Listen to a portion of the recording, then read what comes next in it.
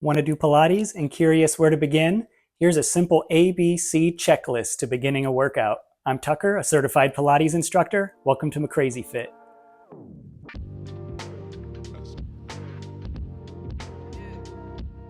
And A is for alignment.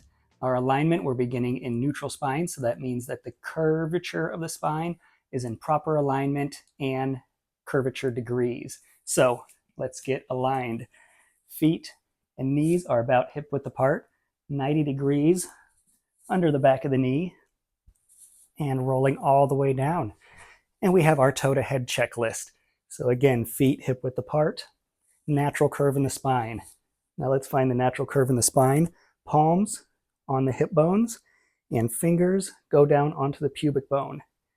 And you want those on the same horizontal plane. So I could even posterior and interior tilt of the pelvis back and forth, feeling it go up and down and resting at a point that the pubic bone and hip bone is on the same horizontal plane. So that should keep the natural curvature of the spine. So I'm not pressing the spine into the mat or extending too far. Arms are laying down on the mat. Palms could be on the mat or facing the side. Shoulders down, resting gently on the mat away from the ear so my shoulders aren't crunched up onto my neck. Head resting gently on the mat, nose pointed to the ceiling, head right about on that knobby bone on the back of the head. And that is our neutral spine alignment. B is for breathing. Generally, as we go through the day, we're doing belly breathing or diaphragmatic breathing, where the belly and the chest rise with the inhale and deflate with the exhale.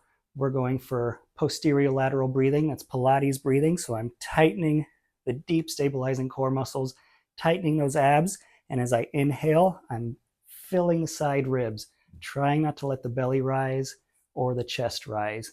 And that activation of the core will keep the strength in the core throughout the entire exercise. So the core is engaged and my breathing, inhaling into the side ribs, not letting the belly go flat and dome and rise during the workout. Also be able to take probably a little less of an inhale with the belly tight versus if I'm expanding and filling the entire diaphragm. So belly's tight, inhale through the nose, keep the belly tight, chest and belly aren't rising, and exhale. And that's our breathing. And lastly, C is for core. Core is all the joints, muscles, and bones from the pelvis to the shoulders, and the core is staying engaged throughout the workout.